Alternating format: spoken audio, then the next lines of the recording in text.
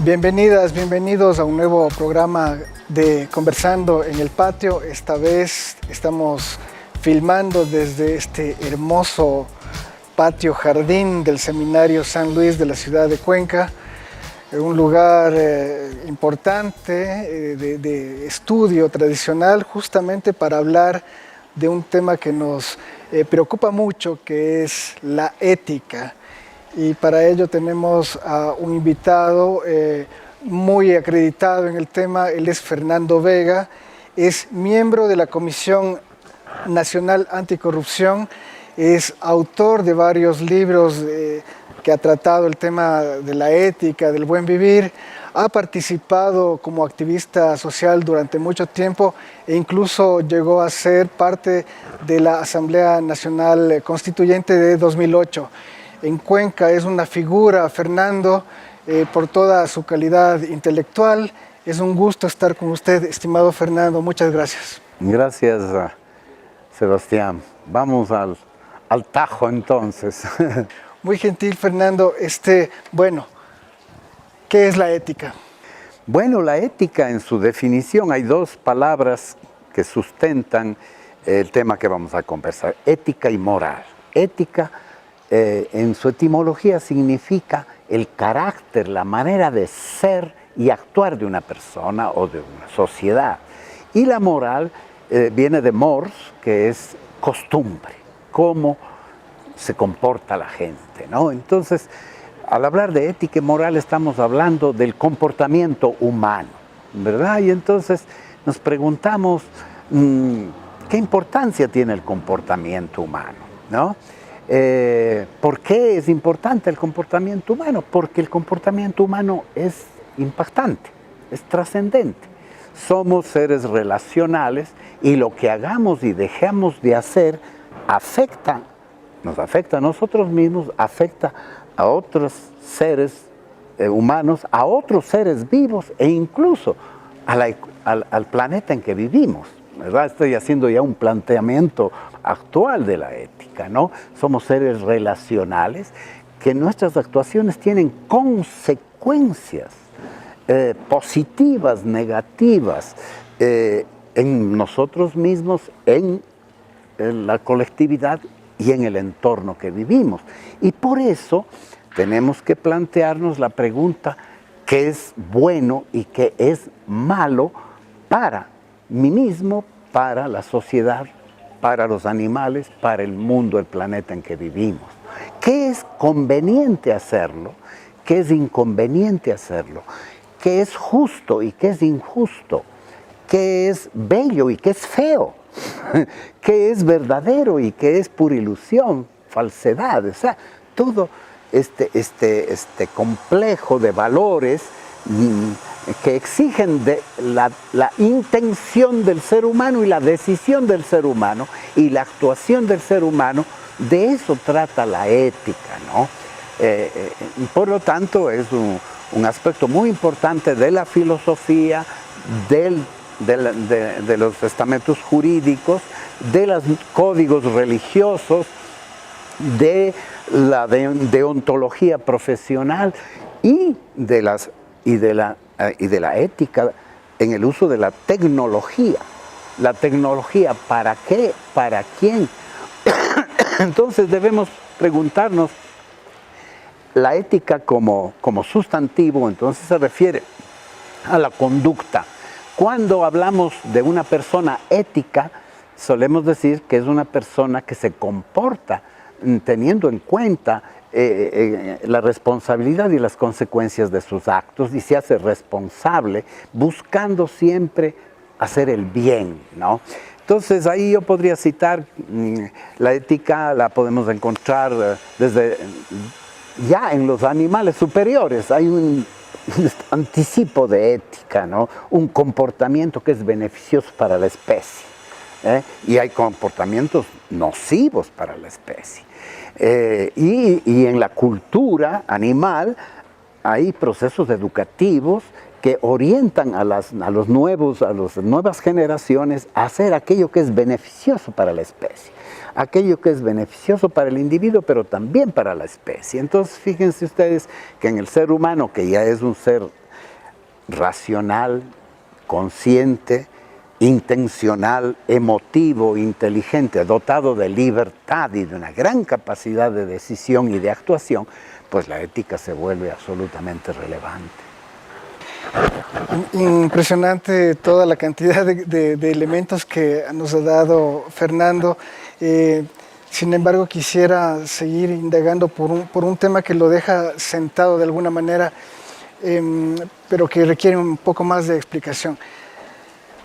La pregunta por la ética, de todas maneras, es una pregunta que no deja de ser histórica, ¿no? Va variando, la pregunta permanece, los contenidos van variando, pero hay algo que parece como que atraviesa, digamos, esta búsqueda en donde se asientan los valores, los principios de actuación, y que ha estado, como conversábamos hace un momento, ligado siempre a lo sagrado. Ahora tenemos un contexto diferente, un contexto de laicidad, un contexto de libertad que también está presente en el momento en que una persona se hace cargo de sus acciones a partir de esa idea de responsabilidad. Me gustaría mucho escucharle al respecto. Bueno, la pregunta tuya tiene por lo menos dos partes que hay que responder por separado. La primera es el tema de la historicidad de la ética. Bueno, el hombre es un ser histórico, la humanidad, desde que acontecemos en la existencia, venimos situados en el tiempo y en el espacio, irrumpimos en el espacio-tiempo, y el espacio-tiempo está estructurado por la historia evolutiva del cosmos, por la historia evolutiva del sistema solar, por la historia evolutiva de la vida, y aquí llegamos y aquí estamos Sebastián y Fernando ubicados en el tiempo y espacio actual, con una enorme herencia histórica del pasado y retados por los retos del presente, porque imaginamos y queremos imaginar un futuro mejor para la humanidad, ¿no? Entonces, podemos decir que al ser también la ética acompañar a la evolución del ser humano, yo diría que la ética va evolucionando, incluso en cada ser humano. Cuando un niño nace y empieza a aprender y empieza a crecer, llega a la adolescencia, hasta que llega a la madurez, su ética evoluciona con él mismo. ¿Por qué? Porque la ética es el arte de aprender a vivir, de aprender a ser libre, de aprender a ser autónomo y de aprender a tomar decisiones que contribuyen a mi propia realización, autonomía y felicidad, y a la autonomía, justicia y felicidad de los otros. Entonces, cada ser humano es un ser evolutivo y en ese camino evolutivo uno se puede caer, se puede equivocar, es decir, incluso la persona más ética puede cometer errores por ignorancia y hasta por mala leche. Es decir, podemos ser también malitos intencionalmente, nos puede gustar hacer el mal, pero podemos darnos cuenta de ese error. A nivel de las culturas, es decir, la ética es un componente fundamental de las culturas. La cultura tiene un código ético que es heredado desde el pasado, construido desde el pasado por nuestros antepasados. Es decir, y hay en todas las culturas, como tú has dicho, hay unas constantes. También en la física se habla de las constantes, la constante de Planck, la constante. Es decir, una vez que tú creas las fórmulas que intentan explicar la realidad, siempre hay una serie de variables, pero hay una constante. ¿Cuáles son las constantes de la ética, no? Es eso precisamente, la búsqueda del bien. Hay discusiones sobre qué es el bien, para unos es el placer, para otros es la felicidad, para otros es la utilidad máxima, para otros será comamos y bebamos que mañana moriremos, para otros será mejor me quiero morir para descansar en paz. Es decir, hay muchas escuelas en la Grecia antigua, muchas escuelas que proponían el arte de vivir para ser felices, buscando el placer moderadamente, sometiéndose a las leyes de la naturaleza. En el sentido, por ejemplo, ciertas escuelas orientales, el taoísmo, el budismo, cifran la felicidad en moverse a los ritmos de la naturaleza, ¿no? Se les puede acusar de ser demasiado deterministas. Cuando nos atamos demasiado a la naturaleza o al destino, podemos ser deterministas. cuando nos desatamos absolutamente de la naturaleza, podemos ser arbitrarios, soñadores, ilusos, ¿no? Porque la gravedad existe y nuestros pies están anclados a la tierra, ¿no? Y por más que queramos volar, podemos hacerlo a través de la tecnología, pero no nos tiremos del 5º piso pensando que nos van a salir alas en el vuelo, ¿no? Entonces, hay constantes, la búsqueda del bien, la búsqueda de la felicidad, la condenación de lo que es dañino para el ser humano. Sí, el mal no es una existencia positiva, es más bien una ausencia de bien, como ya decían los filósofos, ¿no? Es el producto de haber hecho mal o dejado de hacer. Entonces hay un déficit ético en el comportamiento ético, no solo por comisión, sino también por omisión, ¿no? Y ahí Einstein dice, por ejemplo, que es más grave la omisión que la comisión. Entonces, hay constantes, y por eso vemos que la ética se hace necesaria tanto en el mundo sagrado, antiguo, premoderno de lo religioso, donde el deber ser, lo que hay que hacer y lo que no hay que hacer, culturalmente está vinculado con la concepción de un orden sagrado. Es decir, los dioses han creado el mundo y han creado las leyes, y los reyes han sido los intermediarios, o los líderes religiosos han sido los intermediarios de ese código normativo ético que prohíbe hacer ciertas cosas y recomienda hacer otras, ¿no? A ese nivel, por ejemplo, tenemos estos principios que son generales y compartidos. Haz el bien, evita el mal. No hagas a otros lo que no quieres que te hagan a ti mismo, o haz a otros lo que desearías que hagas contigo. Desaprende a hacer el mal y aprende a hacer el bien, ¿no es cierto? Libérate de prejuicios, no hagas las cosas ni por temor al castigo, ni por temor ni por afán del premio, sino porque el bien en sí mismo es deseable, ¿no? Y ahí pasamos a la época moderna con la ética pública, ¿no? La ética laica, la ética pública, requiere de ética. Porque se me olvidaba decir que en el mundo de los religiosos tenemos una ética de máximos. Es decir, la moral se vuelve... es el nombre de la ética para determinada cultura, determinadas religiones, determinados... Es decir, no es impositiva para todos. En cambio, esa es una ética de máximos. Por ejemplo, los monjes tibetanos están llamados a vivir en castidad, en oración. Si quieres ser budista, tienes que seguir las reglas del budismo. Si quieres ser musulmán, debes seguir las reglas musulmanes. Si quieres ser cristiano, católico, ¿no? Pero como hoy vivimos en un mundo pluralista, y este es un tema nuevo, porque la globalización que comenzó ayer, hace 500 y pico de años, el mundo se volvió pequeño. Las culturas se avecinaron, etcétera, nacieron los estados modernos, y los estados modernos tienen que tener una ética. Es decir, para gobernar y ser gobernados necesitamos un contrato social, que es una constitución, que son unas leyes que nos dicen que está permitido y que no está permitido.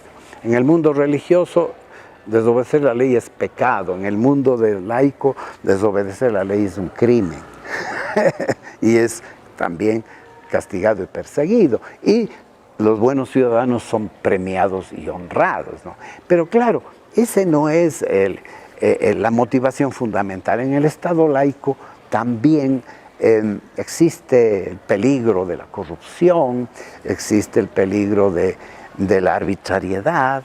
Es decir, para el mundo laico ya no hay un Dios que gobierna en el cielo, pero alguien tiene que gobernar, y el peligro es que ese gobernante se puede convertir en el Dios, y sus normas y sus políticas pueden ser caprichosas, discriminatorias, abusivas, corruptas. Lo estamos viviendo todos los días. El gran reto del laicismo es precisamente la educación en una ética laica, porque no es que el laico no tiene. Yuval Harari viene un lindo capítulo sobre este tema donde te habla de la responsabilidad, de la verdad, de la compasión, de la solidaridad, de la valentía para ser un buen ciudadano. Entonces, claro, cuando las sociedades pervierten esta escala de valores, no es que los valores se pierden, los valores siempre están ahí porque los valores son valores porque responden a necesidades. Lo malo es cuando los valores se desorganizan y se priorizan aquellos valores que son menos importantes que otros, se ponen prioridad cuando se los mete debajo de la alfombra y cuando priman solo los valores pasionales, egoístas, de la adrenalina, de la venganza, del afán de dominio, del poder, etc. Es decir, el tema de la ética y el poder es un tema muy complejo. Y muy interesante. De todas maneras, me gustaría insistir un poco en este tema de la libertad, porque de todas maneras vemos que las éticas han estado de alguna manera ligadas también a esta figura del poder, del castigo. ¿Es posible una libertad que no, perdón, una ética que responda a la libertad, que no responda a los castigos? Ese es el ideal, ¿no? Porque, como usted mismo señala, conocemos todos, el poder también puede ser y es corrupto al punto de que este momento llegamos a escuchar lo impensable. Por ejemplo, una asambleísta que afirma que no hay que robar solamente, sino que hay que robar bien. Sí, bueno, el tema sí, llegar a ese punto de la libertad ética es un punto de maduración. Yo diría que solo quien ha accedido a través del esfuerzo de la maduración, de un ejercicio interior, espiritual, de un trabajo social en el que intentas crear una sociedad más libre, oponiéndote a las arbitrariedades del poder, ¿no es cierto?, y a las maldades del egoísmo humano, pues puedes llegar a ese nivel deseable de la plena libertad ética. Es decir, donde ya no haces el bien o el mal porque alguien lo haya ordenado. No eres heterónomo, es decir, eres autónomo. No te mueves, los automóviles se mueven porque tienen el motor dentro. Cuando ya la flechita está en empty, en empuje, ya dejan de ser automóviles. El ser humano, mientras necesita fuerzas externas que le obliguen a escoger el bien o evitar el mal, no es autónomo, no es libre. Es más, tiene que ser, es decir, el ser humano en la medida en que madura se vuelve crítico.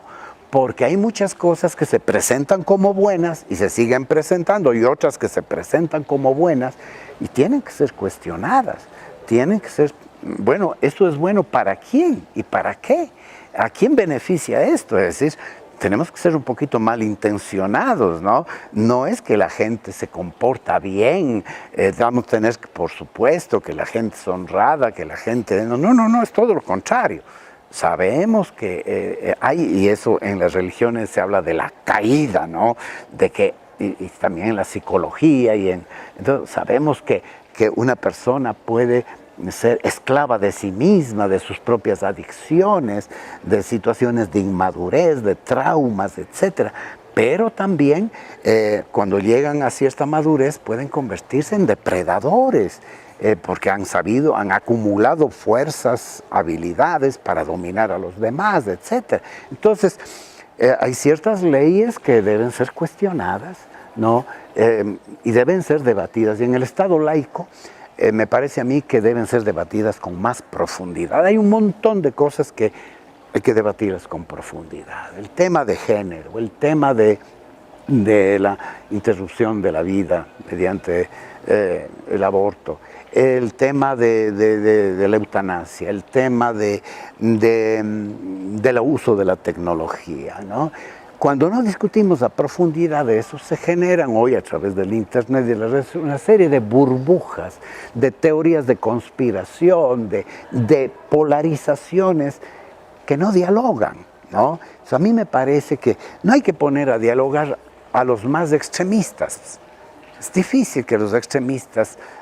yo, por ejemplo, en el tema del aborto pondría a dialogar a gente que es partidaria del aborto, que trabaja con personas con este tipo de problemáticas, con otros que son antiabortistas, pero que trabajan también con estas personas.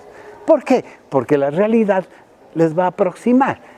Una pelea entre académicos que nunca han tenido que lidiar con una mujer en trance de aborto, no son los mejores interlocutores. A nivel académico está bien, pero para generar políticas sociales debemos hacerlo entre gente que ama a las personas que están involucradas en un problema que necesita una solución que no es fácil.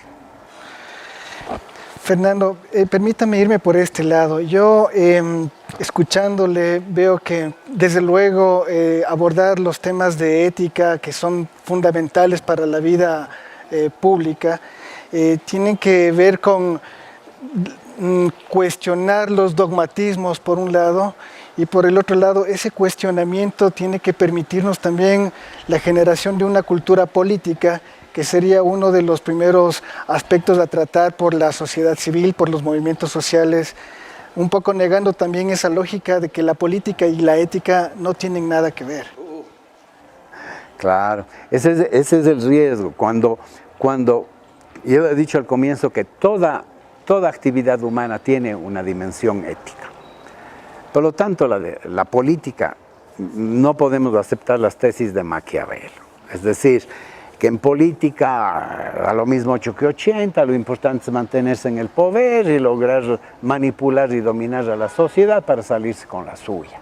¿No es cierto? Es lo mismo que pasa en un matrimonio donde uno manipula a su esposa, que al final se sale con la suya, ¿no? O sea, no es justo, no es. La política precisamente está regida por la ética pública. Es decir, tenemos que ser etopolíticos, es decir, si no hay una etopolítica, no tenemos salida en el mundo ni en el Ecuador. Si el valor fundamental que mueve es aspirar a un cargo público, tener un buen sueldo y cuando tenga poner a todos mis parientes ahí y luego aprovecharme de los contratos públicos para enriquecerme rápidamente y aprovecharme de cualquier circunstancia para hacer ganancias injustas, etc. Y bueno, y para eso uso las redes sociales, uso la prensa, pervierto la comunicación, empiezo a construir realidades paralelas, fake news, etcétera, etcétera. Total, todo por conseguir el poder y mantenerme en el poder, ¿no? Entonces, ¿a dónde nos conduce eso? A la disgregación del Estado.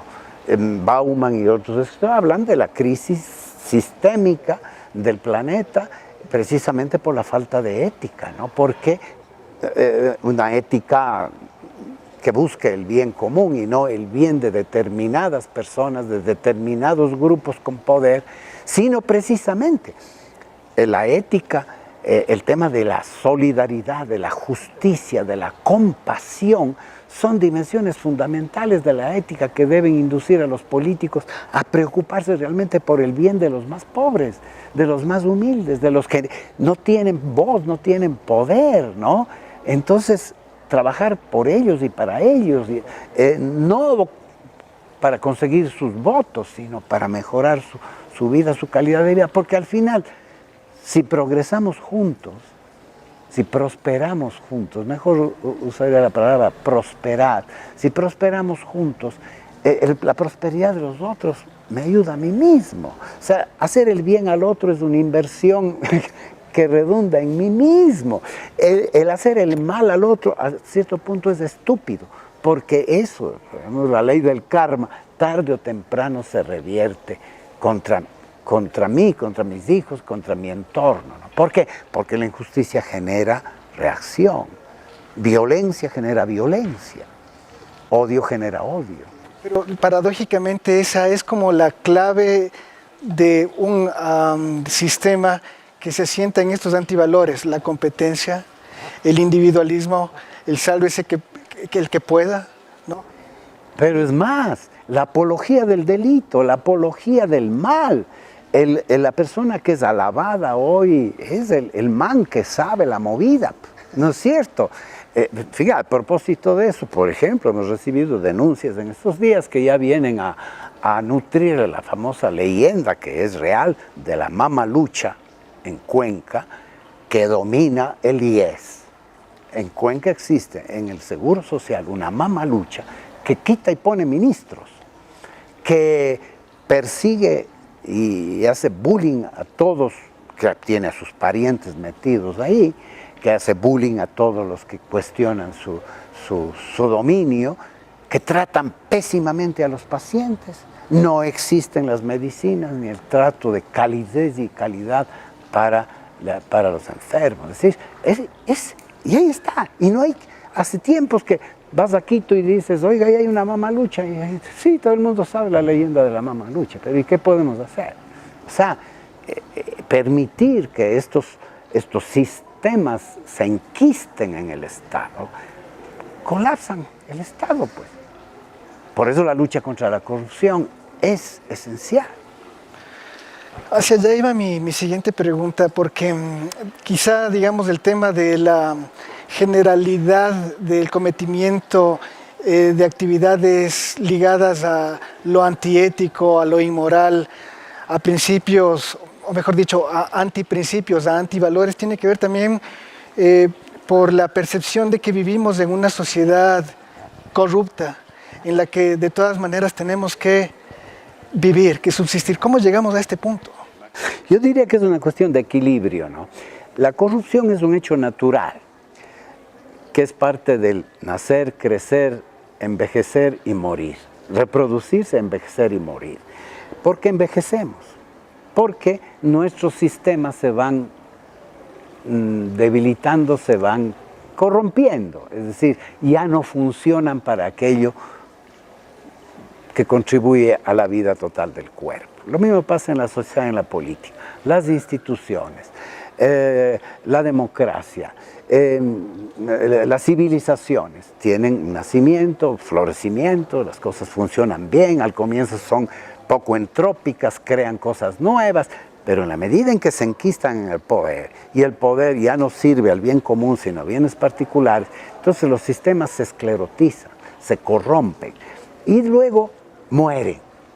La descomposición post-mortem no es más que la continuación de un envejecimiento y un deterioro de los sistemas que ya estaba la muerte, ya estaba actuando antes de la muerte, ¿no?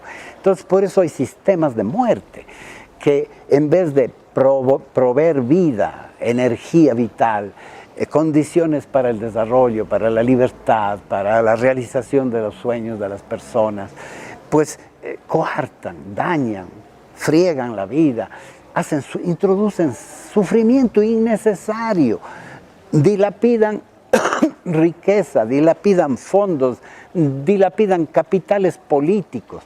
Yo digo, por ejemplo, en ese sentido, que los 14 años del gobierno de la Revolución Ciudadana fracasó por su alta entropía. Es decir, se feriaron todos los activos de la sociedad, ¿no? Incluso el activo político, ¿no? Entonces, mucho bla bla, ahí dice, mucho ruido y pocas nueces, ¿no?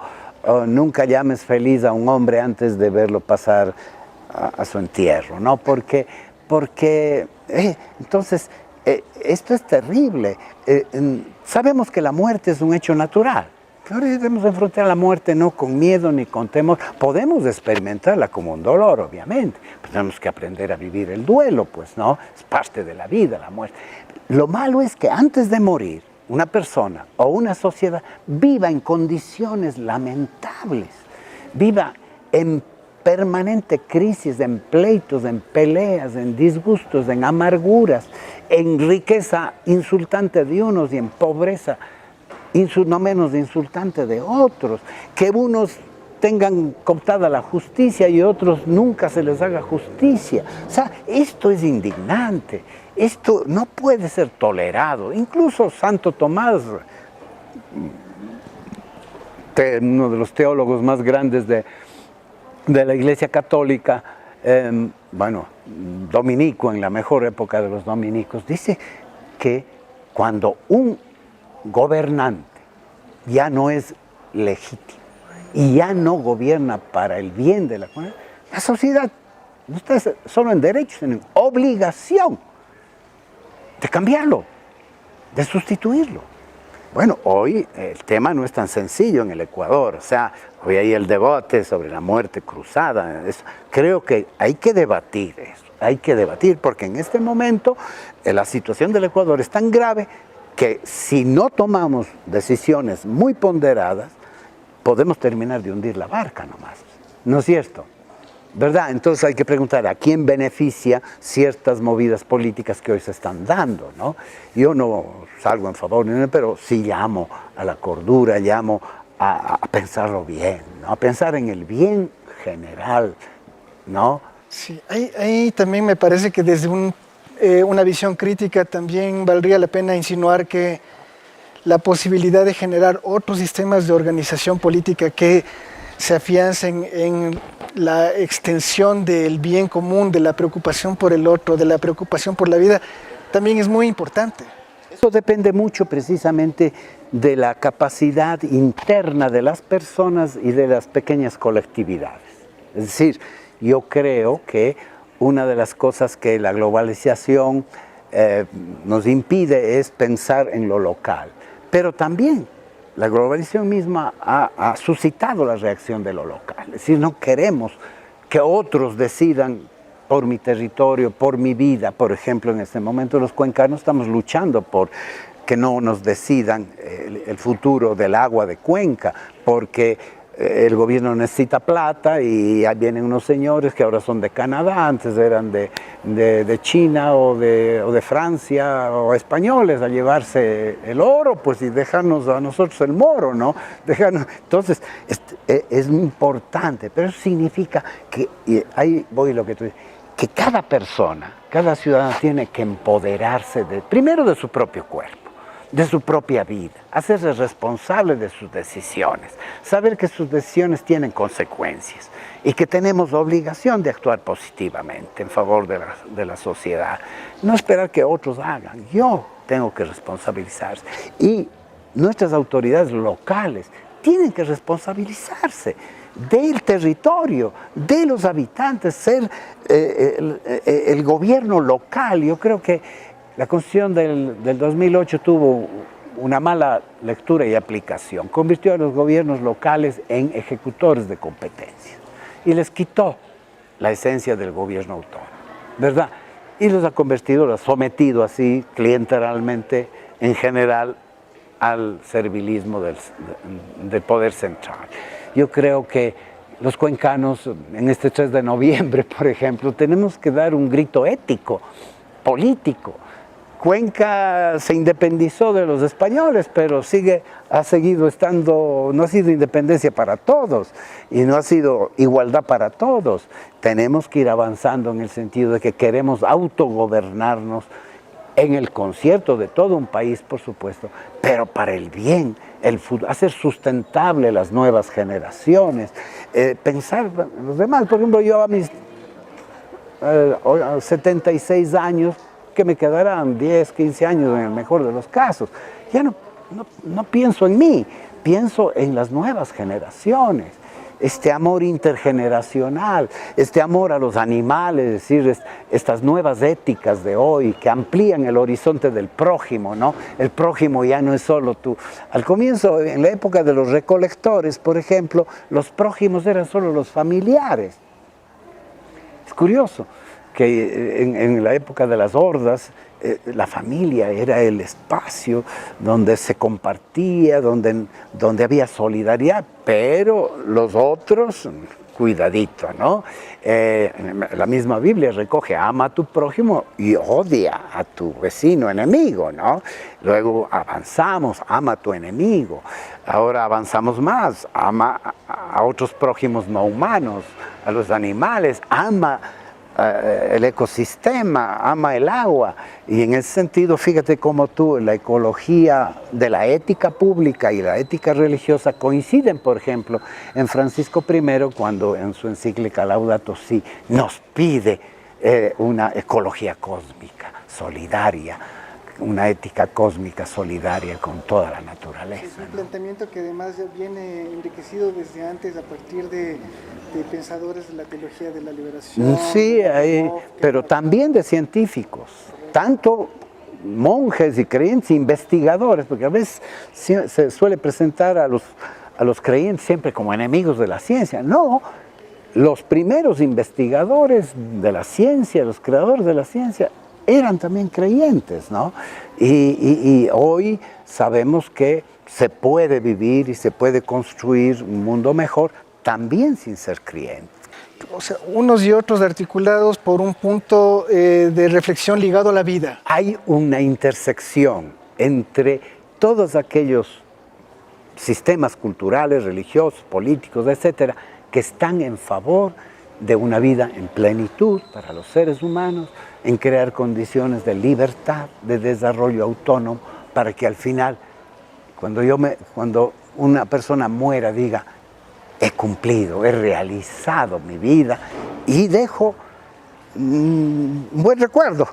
Es decir, este desarrollo autónomo, ¿no? Siempre ligado a lo contextual, al contexto, al territorio, a la cercanía y compasión por los otros, como afirma Levinas, ¿no? Pero también me preocupa este tema, que quisiera que usted nos ayude con esta respuesta, porque no solamente se trata de impugnar a las autoridades que cometen errores en el tema político, cuando el poder se hace invisible, cuando el poder se hace transnacional, cuando el poder se incrusta en las estructuras de intercambio, por ejemplo, lo que ocurre ahora con el capitalismo neoliberal, ¿no? Cuando el poder se torna invisible, ¿qué hacemos? Bueno, eso ya pasó, ha pasado desde el comienzo, desde que comenzó el surgimiento de los imperios, ¿no? El imperio tiene esta característica del centralismo, ¿no? Que los países o territorios dominados o juzgados están muy lejos del poder central. Y entonces la gente no ve directamente a la cara el dominador. Es muy, muy interesante al estudiar el movimiento profético en la Biblia. En la Biblia el movimiento profético tiene vigencia cuando el profeta se puede ir al pie de la ventana del rey y putearle. Y decirle, oye rey, de mí estás haciendo pendejadas, ¿no es cierto? Pero ¿cómo se ve el profeta a Babilonia, a 3 meses de camino, a decirle lo mismo al emperador? Entonces, ¿qué pasa?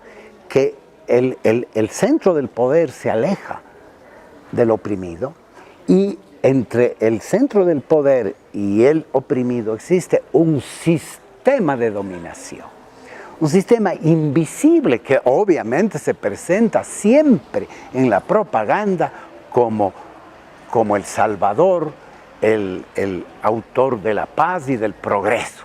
Es decir, el discurso siempre es el mismo. Lo mismo pasó con Roma, ¿no? La Pax Romana, la Roma civilizadora, pero hizo mierda a los pueblos, ¿no es cierto? Entonces la civilización siempre la civilización imperial siempre se construye sobre montones de cadáveres, sobre montones de injusticia, de perdedores. Claro, luego escriben la historia, que es la historia vista desde los triunfadores, y entonces es una maravilla. Por eso es interesante recuperar esas otras miradas de la historia, esas otras experiencias. También ayer hemos tenido 2 visiones sobre la conquista de América, ¿no es cierto?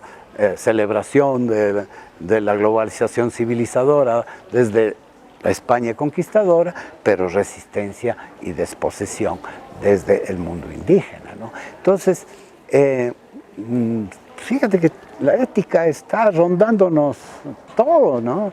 Todo, y por eso hay que recuperar la capacidad de pensar, de leer, pensar, leer, también aprender del pasado, aprender, porque si no cometemos los mismos errores. El hombre es el animal que tropieza 2 veces en la misma piedra. No solo el hombre, las sociedades vuelven a repetir los mismos vicios.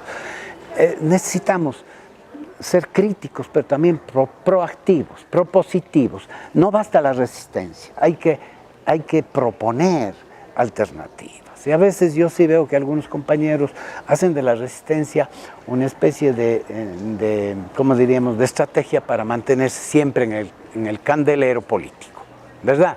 Pero cuando llegan no tienen la capacidad de proponer soluciones, ni proponen soluciones alternativas, o proponen soluciones tan ideales, tan utópicas, que no son realizables. Porque la ética siempre tiene que ver con lo aterrizable. Es decir, a nivel académico, teórico, filosófico, puedes discutir lo que quieras. A nivel normativo ya no.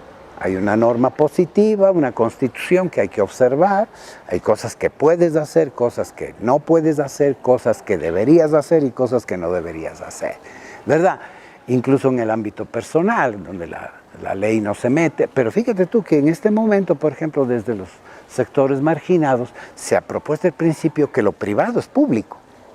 O sea, fíjate que hay un retorno porque antes en el liberalismo se decía, lo público es una cosa, lo privado es otra cosa. En lo privado tú puedes hacer lo que... Ahora resulta que desde los grupos marginados se postula que lo privado tiene que ser público y tiene que convertirse. La sexualidad, por ejemplo, se ha convertido en un tema público que exige y demanda políticas públicas. Entonces, fíjate tú que esta división tan radical entre lo público y lo privado ya no está. Lo mismo podemos decir en economía. ¿Por qué podía ser cuestionable, sin duda, lo de los papeles de Panama Papers, ¿no? O sea, cualquiera que tiene una gran riqueza siempre lleva a que el resto se pregunte, bueno, ¿y por qué él sí y yo no? ¿Qué oportunidades tuvo? ¿Cómo así? Pues no. Entonces, se genera este cuestionamiento moral a la desigualdad. Un tema ya para ir cerrando, si le parece, en este punto de la sociedad mediática, más mediática, hiperconectada, hay también un tema de ética en el movimiento de cierta información que modela la opinión pública, por ejemplo. O un tema de ética en cuanto las personas se vuelven también productores de información y la comparten. Esa producción privada, íntima incluso, que se hace automáticamente pública, ¿no? Evidentemente, eso me hace pensar en una suerte de educación en la acción que no tenemos. Eso nos falta. ¿Por qué? Porque el modelo premoderno de educación fue arrasado por la modernidad. Antes la educación, donde se transmitía la ética, el conjunto de valores, cómo se vive, el arte de vivir, ¿no? Eran los viejos, todavía en algunos pueblos nuestros ancestrales, todavía este respeto a los mayores, el seguir los hábitos, las costumbres sanas de nuestros antepasados, ¿no es cierto? Pero eso fue arrasado. Hoy día todo está mediatizado por la técnica, por la comunicación, por los intereses transnacionales. Entonces, claro, el discurso mediático, la prensa, los medios, todos están, nadie puede decir yo soy prensa independiente. Es muy difícil ser una prensa independiente. Es muy difícil yo tengo mi opinión objetiva, muy difícil, porque ya estás ubicado. Tu opinión, tu sesgada, tu mirada, ve cosas que otros no ven, o no quieres ver cosas que otros ven. Entonces, el ejercicio de autocrítica es muy importante. Yo, precisamente comentando un capítulo de Harari, escribí un artículo que se llama Hacerse cargo de la propia sombra. Creo que esa es una muestra de ética, porque es reconocer que toda empresa humana, toda actividad humana tiene falencias, tiene errores, es perfectible. Y hacerse cargo de los errores y no echarle la culpa al muerto y no echarle la culpa a los otros. Si yo llevo 5 fracasos matrimoniales, ¿sigo echando la culpa a las mujeres o sigo echando la culpa a los hombres que he tenido? No, pues algo está pasando en mí. Sí, los indicadores de pobreza en el Ecuador, de desnutrición, de corrupción, están como están.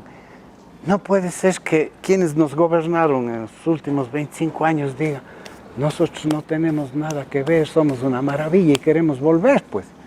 O sea, Si no hay autocrítica, si no nos hacemos cargo de nuestra propia sombra. Mira, por ejemplo, cómo la Iglesia Católica, de alguna manera desde su propio interior, pero también desde la opinión pública, ha tenido que revisar sus conductas sobre sus actuaciones históricas en el pasado, sobre problemas serios en el presente. Y por lo menos se creó una comisión independiente para que te presente un informe que puede ser demoledor. Pero el problema es este. Mire, yo tenía un feligres, un indígena, que me decía lo siguiente: padrecito, usted no sabe educar, me decía, porque hay que humillar al malcriado.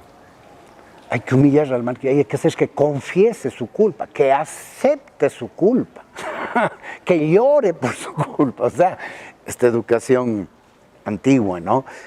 Hoy ya es maltrato infantil, pero sí, es decir, y es curioso, es interesante, a veces vistos desde los conceptos de la teología o de la devoción parecen ridículos, pero mira, para convertirse, para cambiar de actitud, hay 5 pasos a los que se van a confesar. Primero, examen de conciencia, introspección. ¿Qué carajo estoy haciendo? 2, dolor de corazón. Si descubro que estoy actuando mal, puta, me tiene que doler. Me tiene que doler. No, eres un... No es cierto. Luego, propósito de enmienda y puesta en práctica de ese propósito, y la confesión. Es decir, por eso es curioso que en Estados Unidos las personas que son cogidas en delito terminan confesando, porque saben que hay un sistema jurídico, ¿no es cierto? Y la confesión judicial bajo juramento es un tema, ¿sí? Hay algún momento que somos apelados a nuestra conciencia para decir, hice bien o hice mal. Entonces, me parece a mí que la sociedad, los sistemas de reeducación carcelaria, la educación pública, tienen que construir personas libres, autónomas y responsables. Y eso empieza con la familia. Hazte cargo de tus propias... Empezando, el niño primero tiene que hacerse cargo de su cacada, de su meadita, ¿no es cierto? Y después irse haciendo cargo de muchas otras cosas y responder por el vidrio roto, por la pelota, y responder no. Pero cuando papá y mamá responden siempre para que el hijito no sufra... Eso por un lado, pero también el tema de la honestidad, ¿no? Somos una sociedad deshonesta. Cuando nos equivocamos no reconocemos la falla, mentimos para tapar. Tapamos. O sea, la honestidad parece un acto realmente revolucionario. El hombre honesto, el ser humano honesto es una especie en extinción en este mundo salvaje donde la picardía, la pillería, la viveza criolla, el crimen es ensalzado, pues. O sea, al punto que sabemos que nadie nos está diciendo la verdad, ni siquiera la política nos dice la verdad. Ese es el problema, y en ese mundo donde la verdad es una mezcla de verdades y mentiras, esta amalgama de verdades y mentiras, ¿no? Entonces, en esa amalgama de verdades surgen las teorías de la conspiración, surgen bulos, surgen... me acuerdo de un linchamiento social en Pozorja, me parece. 2 tipos aparecieron ahí, a alguien se le ocurrió decir que eran secuestradores de niños, la policía los metió en la cárcel, el pueblo terminó quemándolos y no eran visitantes. Es decir, cuando ya la verdad se vuelve inasible, es decir, cuando lo que pensamos, que creemos que describe la verdad, está tan alejada de la realidad, entonces todo puede ocurrir. Todo puede ocurrir, ¿eh? Pero eso es fruto de una crisis cultural sistémica.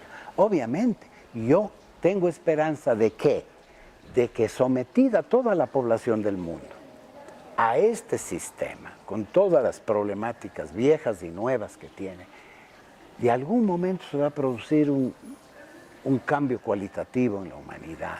Las nuevas generaciones van a tener que reaccionar y reconstruir, tomando del pasado lo que funcionó del pasado, adaptándolo a las nuevas condiciones de los presentes, pero tendrán tendrá que haber un acuerdo, un pacto mundial. Tendrá que haber, si no hay un acuerdo mundial por la ética, por el bienestar de todos, por la justicia, es decir, ya una ética planetaria.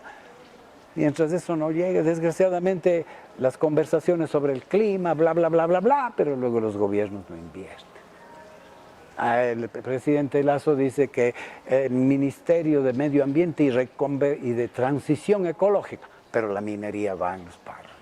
O sea, estas contradicciones entre el deber ser, en lo que se dice ser, y lo que se hace, ¿verdad? Porque cuando uno no vive como piensa, termina pensando como vive. La coherencia sería como otro de los aspectos. La coherencia, la sinceridad, la coherencia, son partes de la honestidad. No es una virtud simple, la honestidad es un conjunto de capacidades, de valores y de comportamientos que hacen a la persona confiable. Estimado Fernando, qué charla que hemos tenido. Bueno, agradecerle muchísimo su presencia, su generosidad y por haber participado en este espacio que seguramente va a llegar a muchas personas y aportará al pensamiento crítico, a la transformación social, que eso es lo que queremos. Gracias por seguirnos, amigas y amigos. Gracias nuevamente, Fernando. El programa está en las redes sociales de la Prefectura de la SOI. Un gusto estar con ustedes. Gracias.